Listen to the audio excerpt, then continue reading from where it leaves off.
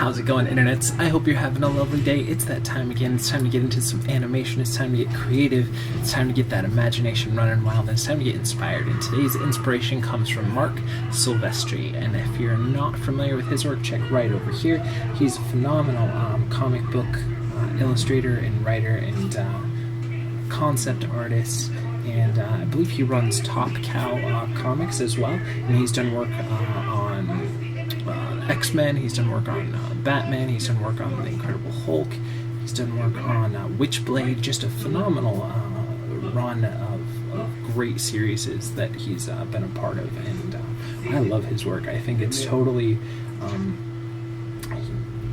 blends that sense of fantasy with a great fundamental understanding of layout and composition and structure and anatomy, and I'm still fairly new to his work, but everything that I see of his I really love. This is such a great layout, and Incredible Hulk versus some sharks. I mean, come on, you can't go wrong there. It's great creative mind. Again, very kind of in the vein of Joe Madureira, who I love as well, but definitely phenomenal creator. So if you haven't checked out his stuff, definitely do yourself a favor and do a little search on his, or grab some comic books of his as well. And I will link in the description below some links so you guys can find out more about him as well. I love this one. It seems very like a good comic book take on a Frazetta style painting. It really resonates with me. I love those bold, crisp lines, definitely. And then this is a great Incredible Hulk there too. But I wanted to share a quote from you, or from him, that I found in an interview that he did with you guys today, and that's, "I'm a firm believer in that the day you feel you're the best you can be, you stop growing, and you're never going to get better. So always be on edge and always feel I can do better." And I think that's a great way. I know I'm very hypercritical of myself. It's very rare that I find something that I produce that I'm just really like, don't just look for where could I have done better, or where is the problem there, or what can I address, or what part don't I like, or there's very few, especially with my drawing and illustration stuff, there's very few days where I'm just like, oh yeah, that's exactly what I was thinking in my mind. It's done. I can't get any better. I can't think of any time, definitely, as I've grown further in my work, that I ever think that anymore. I'm sure when I was first starting out, I was like, oh yeah, this looks great. But as you learn more, and as you grow more, and as you open your mind to pushing yourself further, I think it's hard for people as creatives, as I'm sure you guys are, to be like, oh yeah, this is done. I don't feel like any creative work is really ever truly done, and you could set it aside and say, there's nothing I can do better with that. And I think once you hit that point where you're like, oh yeah, I'm good, and you just get lackadaisical, I imagine not only do you just not continue to grow further, but probably you don't push yourself as hard to continue to produce at that level as well. So I think that's difficult, but it's great to see somebody who's already made it, who does phenomenal work, that they still continue to try and push themselves further. And I think that's a great attitude or mindset to have. So I hope that something that, at least to think about while you guys are doing your creating for today. So that being said, let's go ahead and delve into our some animation for today. And this is the Simple Fish rig. You can grab it over at Creative Crash. It's a free rig, and I will link to it in the description below if you guys want to try it out. And if you're new to the videos, welcome. I hope you guys are having a wonderful day, and thanks for joining us today. What we'll be doing for the rest of the video is to give ourselves 48 frames. That's 2 seconds of animation. I go off and I find a different rig that's a rig that I've never used before. So that usually creates some different problems maybe along the way, or different things to talk about, just because every rig's a little bit different. And I definitely challenge you guys too, if you're beginning in animation, to definitely go off and try different rigs. Don't get stuck with just one. Get yourself familiar with the way that different people lay out their rigs, because every studio and basically every rig you use is going to be slightly different. So if you get out of that mindset of, this is the one rig I use to do my animation, I think it's going to help you, push you to be a better animator, or at least better to adapt easier and figure out which way to approach different shots and different movements and stuff like that too. But yeah, so we'll just kind of hang out with me while I animate. Hopefully you guys learn something along the way, and the main goal of doing this is so that you feel like you have somebody out there hanging out with you, working along that journey with you while you work towards your creative dreams. And I just hope that when you guys watch these videos, you get inspired to just go off for whatever reason. You look at my stuff and you say, you know what, I can do tons better than that. You go off and create your own, or you go, you know what, that was really a cool idea, I want to try that too. But whatever it is, I just hope that you guys get inspired and get motivated, get pumped to go off and create your own stuff, because I'm sure it's going to be awesome, whatever you make. And don't forget to share back in the description below anytime you guys create anything, because I love to see all the work that you guys are coming up with. So that being said, let's go ahead and delve right in here. So first thing I want to do is I want to create a polygon primitives cube, just so I have a base here which to work on. And this one might be a shorter video because this rig doesn't have hardly any controls. It's got this one main controller and then it's got a few to work on there. So it'll be interesting to see what we come up with. I was almost going to pass on doing this particular rig just because there isn't a ton that we can then use. It doesn't, as you can see, there's no head, spine, hips, or different segments of the fins, or a bunch of different ways you could set this up. But I'm kind of in this mindset, and just I guess kind of pause this for a second and see kind of what you guys think, or if you guys are there too, that sometimes it's not about not pushing yourself, but sometimes I don't want to shy away from something because either I think my initial thought is either that it's too difficult for myself or that it's too simplistic, because I think there's lessons to be learned in everything. So where I was thinking earlier, I was like, you know what, I'm just going to go find a different rig. I don't know that this one's going to be necessarily, something that will be as fruitful. But I think there's a challenge in taking the simplistic and really trying to, shape it a little bit more and see what else you could add to something like that. So it adds a different level of challenge versus something where it's really complicated and it's got a bunch of different controllers and we have to get into all of them and everything too.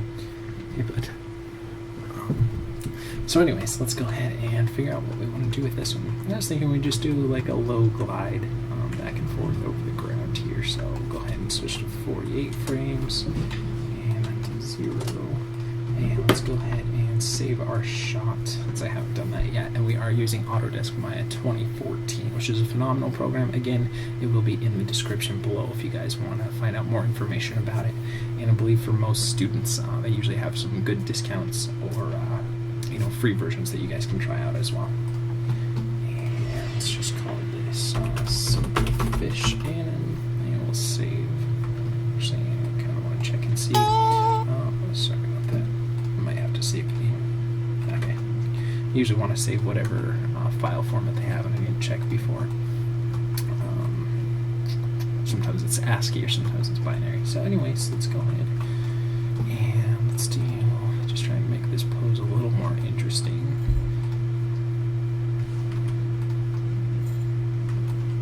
Do a little tilt this way.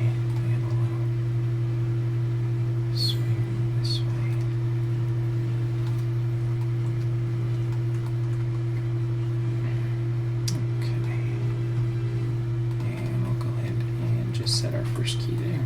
We'll go ahead and translate X. Go ahead and move it forward there.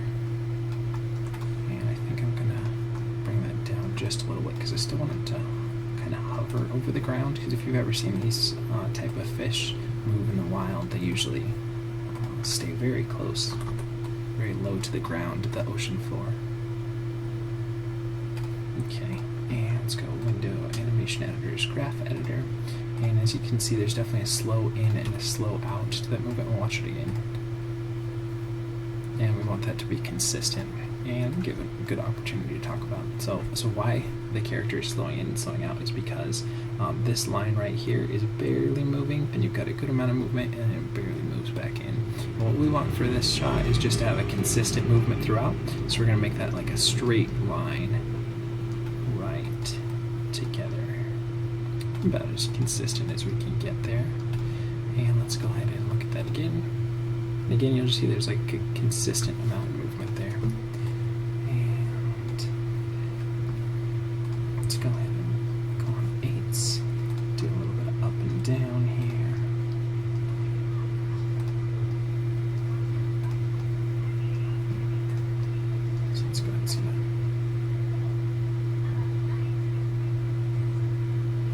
I'm going to switch this to 60 frames and we'll put this back on 10s. So go ahead and grab everything here, pull up our graph editor, and just make it a little bit slower. I feel like this fish would be a little bit slower here. And we'll move this 1,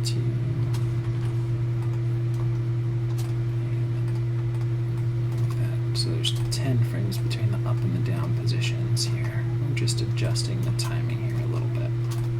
Before we get too far into it, timing is a good thing to really kind of lock in before you really get into too much animation. You really want to find a good basis, and you can always flip things around, but if you start off with good timing, that's good timing, and good posing is really the strong places that you want to start off with. I always suggest having a really solid or interesting starting pose to work with, then work with your timing and then go in there. And I feel like for myself that's a good methodology to work with, because once you find your timing, it'll help really with your spacing and all that stuff. It's a little bit easier. Okay, and let's go ahead and go here. Mix it up.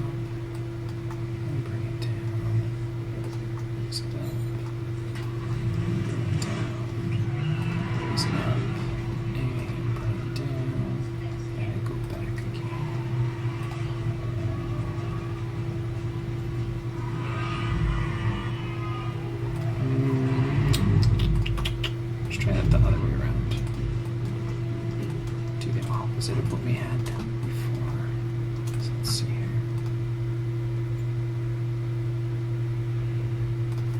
Let's go the other way.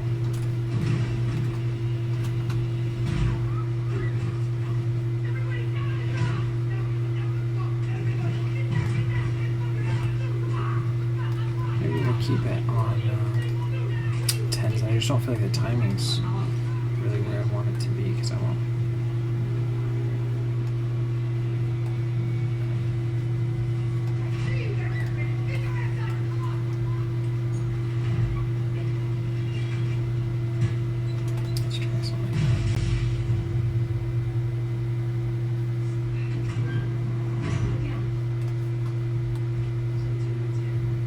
Again, I know that we'll have to adjust how low the fish is here, because we've got some intersection going on. But I also want the wings or fins to really reach upward too.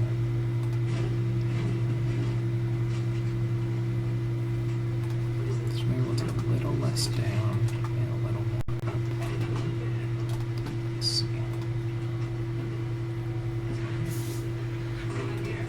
It's like a little too much up now. I feel like the timing seems a little bit better now.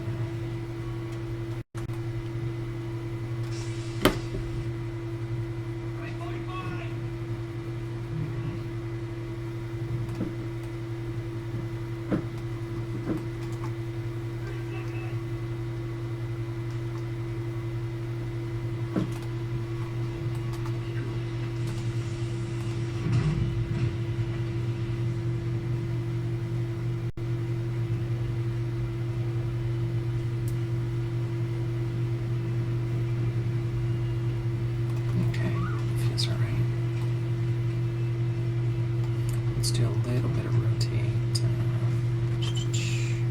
think it's Z on this one, just a little bit.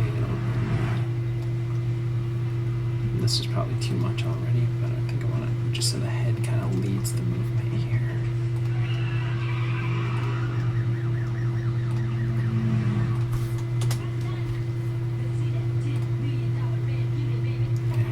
A little better. And again, this would be one of those times where it'd be great if we had kind of a hip controller and then like a chest controller, so we can do that little rippling effect throughout the body. But unfortunately, we don't really have that. But I think that'll adding that little bit of rotate Z in this case definitely helps to add a hint of that still in there.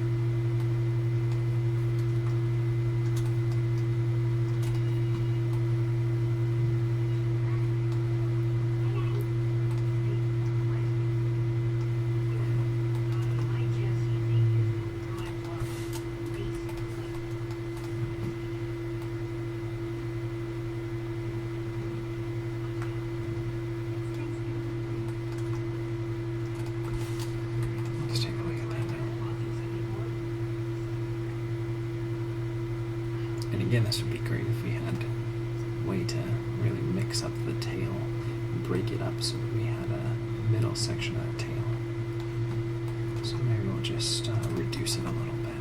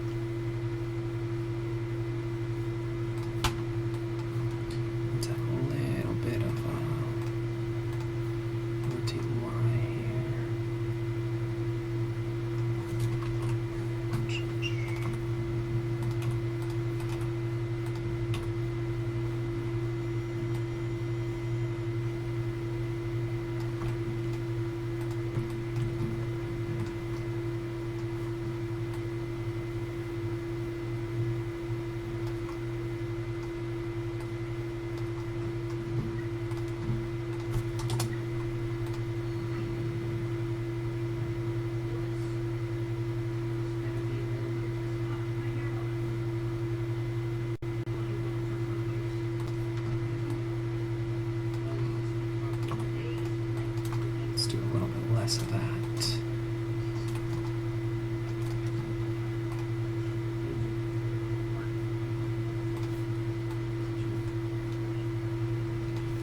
And then let's do a little bit of rotate X, just a little tilt kind of there. There. And back again. Let's see that.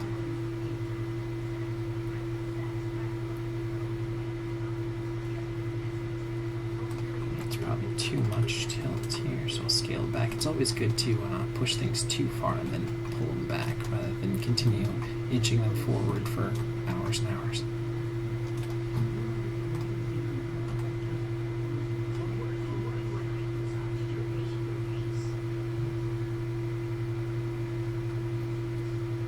Again, I really love it if we can get into breaking up those joints a little bit more, but gotta work with what we got. So one thing we do have to be careful with right now is we're still getting that little bit of intersection. So I'm just going to grab translate Y and just heave it up universally a little bit more. And let's see if we're still getting that intersection. It's not quite there, but still feel like there's some parts where it's grazing the floor here, so I want to pull it up a little bit more. Feels a little better.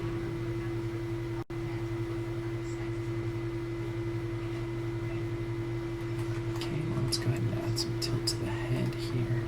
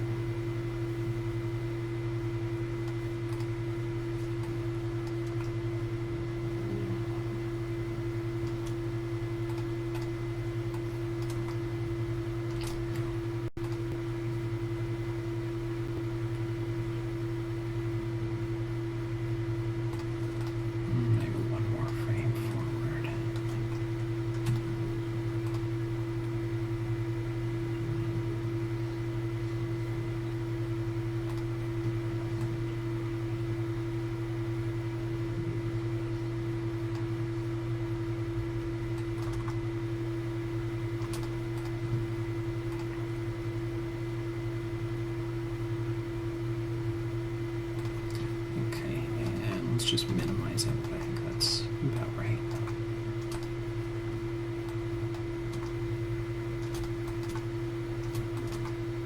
So it's good. Look at that now. Just kind of like the idea that the head's leading movement, the tilts.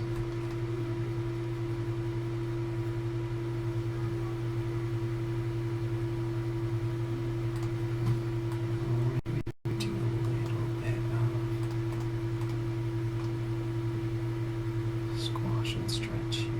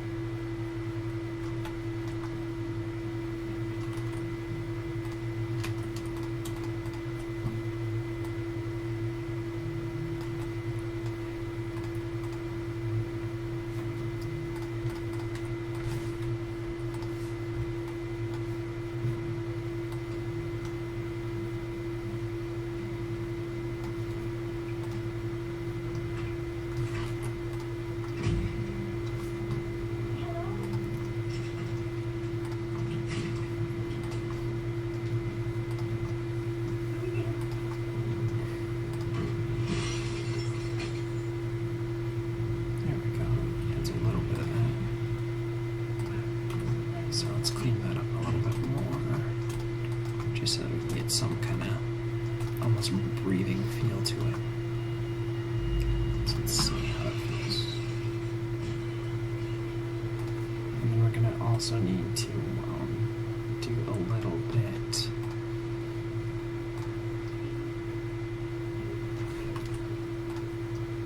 in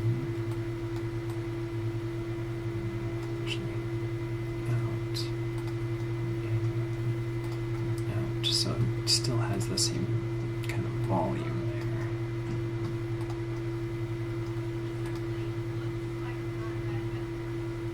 And it's probably too much on the X scale. So let's clean that up a little bit more. That way there's that little bit of kind of compression and everything that adds to expanding. Again, kind of use this ball example as well. Everything, you want it to make sure that it feels like it has the same amount of volume. So if we just did it in,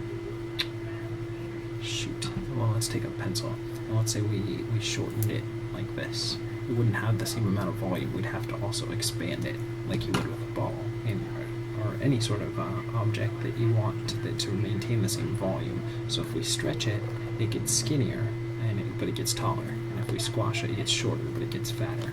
So it still want to maintain. That's why we're doing two different, the X and the Y, so we can still maintain that same semblance of volume. So when we're puffing it out, it gets skinnier, and when we're squashing it down, it gets fatter or longer.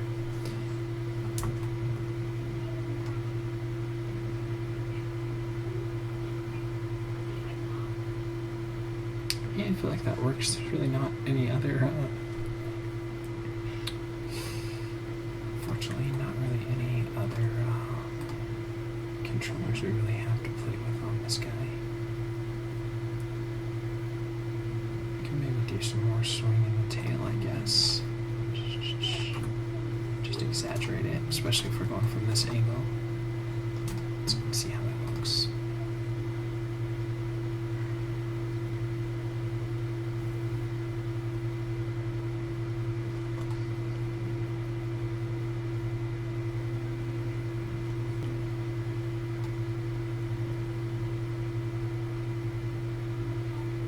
Okay, and let's go ahead and assign a new material to this ground floor and make it kind of a brownish color.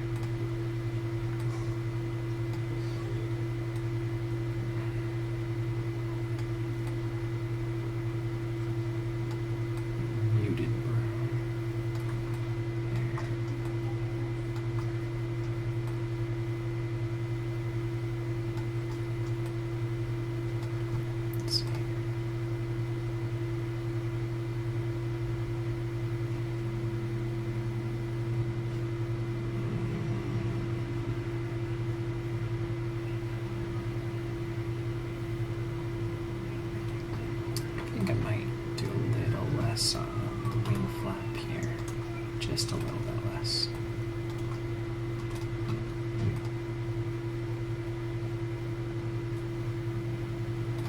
Now a little bit less tail swing too.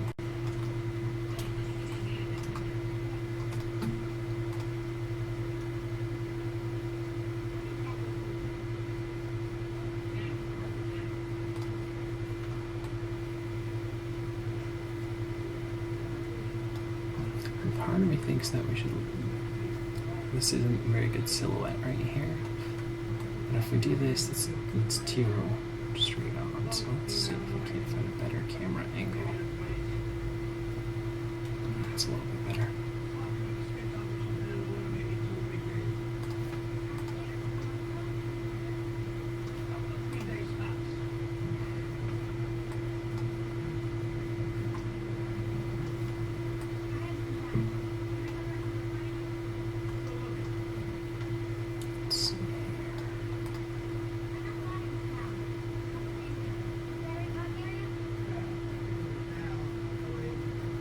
Okay, and let's create a new camera here, and we'll look through that camera, and then let's create a polygon primitives cube. We'll just create a background color, like a dark bluish, just something different than the universal one I have here. So I'll look through our perspective cam again.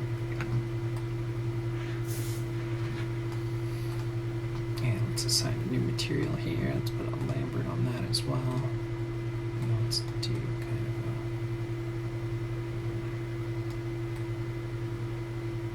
a dark faded blue kind of a color. It's almost a purple. More of a murky watercolor. That's better.